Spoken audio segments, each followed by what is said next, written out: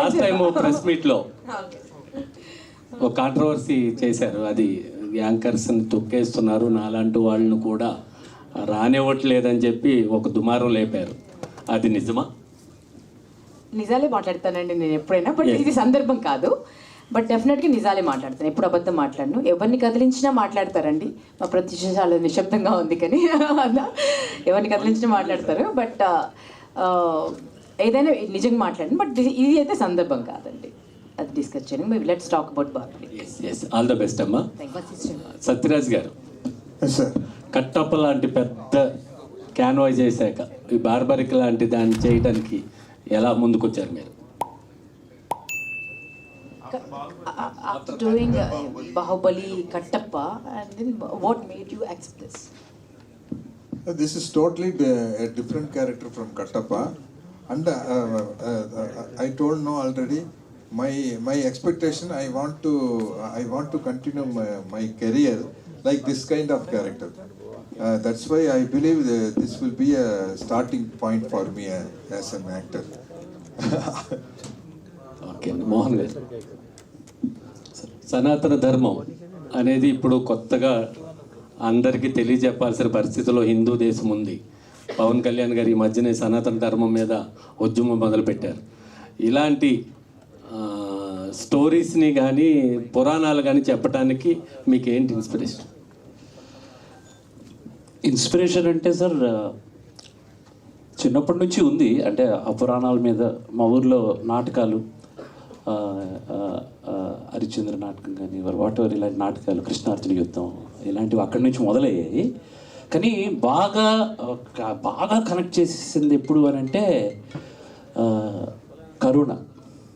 Corona కొంత కష్టపెట్టినా నాకు లాభం ఏమి ఇచ్చిందని అంటే విపరీతమైన కథలను సృష్టించడానికి ఒక టైం ఇచ్చింది.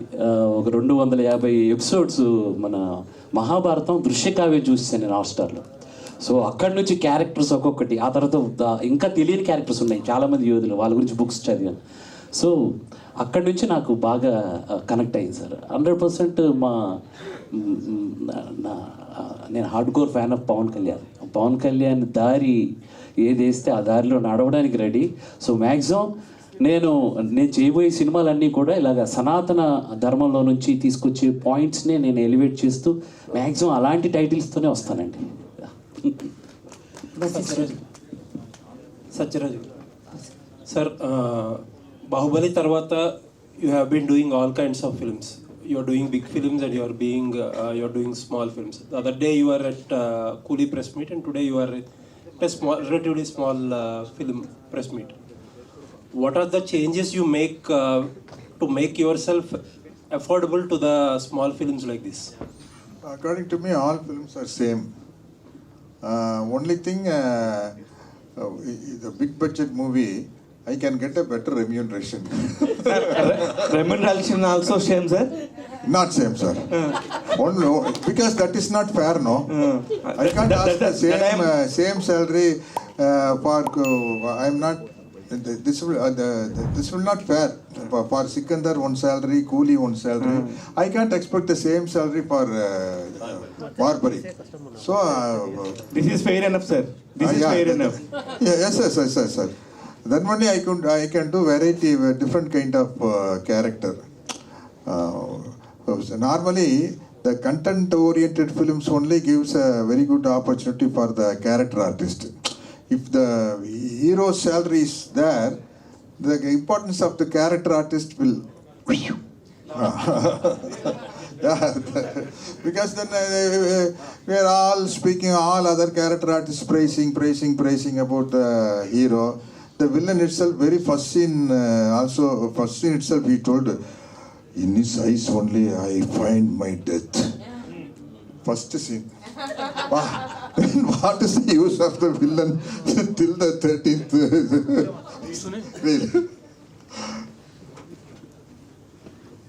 Yes, madam. సో ఎప్పుడు అమ్మాయిల్ని భయపెట్టే మీరు ఈసారి అమ్మాయిలు వెనకబడ్డారు. సో ఎట్లా ఉంది కొత్తగా? అంటే ఎక్కువగా మేము చూసేది మిమ్మల్ని విలన్గా చూస్తాం, మీ వాయిస్ చూస్తేనే భయపడుతూ ఉంటాము చెప్పాలంటే. సో అంత బేస్ వాయిస్. సో ఇప్పుడు వరకు చేసిన క్యారెక్టర్స్ కూడా అట్లానే ఉన్నాయి.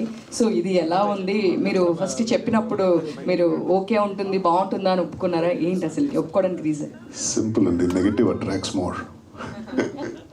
అందుకనే ఇప్పుడు తెలుగులోకి కన్నడలో నేను I'm established actor, they know me well.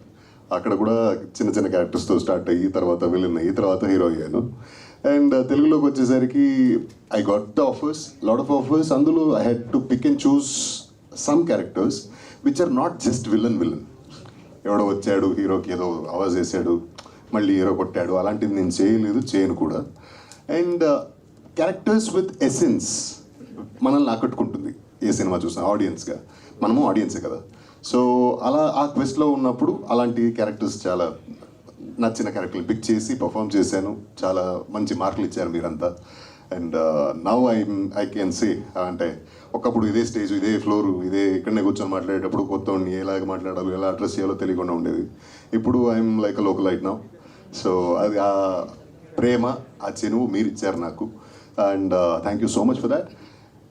ఇప్పుడు ఎలా ఉందంటే situation, and when I'm working in multiple languages I have to క్యాటర్ to my audience. నన్ను నమ్మి థియేటర్కి వచ్చి సినిమా చూడాలి అనుకునే వారికి, వాళ్ళ డబ్బులకి వాళ్ళ టైంకి basically I have to respect that.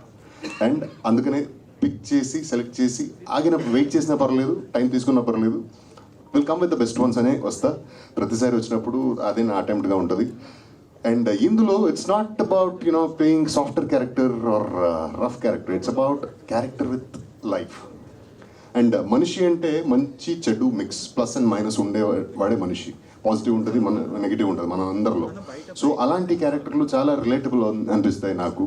And I get connected on screen. Next time నుంచి లవర్ బాయ్లా చూడొచ్చు అనమాట. ఖచ్చితంగా. ఇంకా చాలండి, అప్పుడే చెప్పాను కదా, గొడవలు వద్దు, ఎంత అని కొట్టుకుంటాం చెప్పండి. అండ్ ఈ ఒక విషయాన్ని I have to give this credit to Mohan గారు.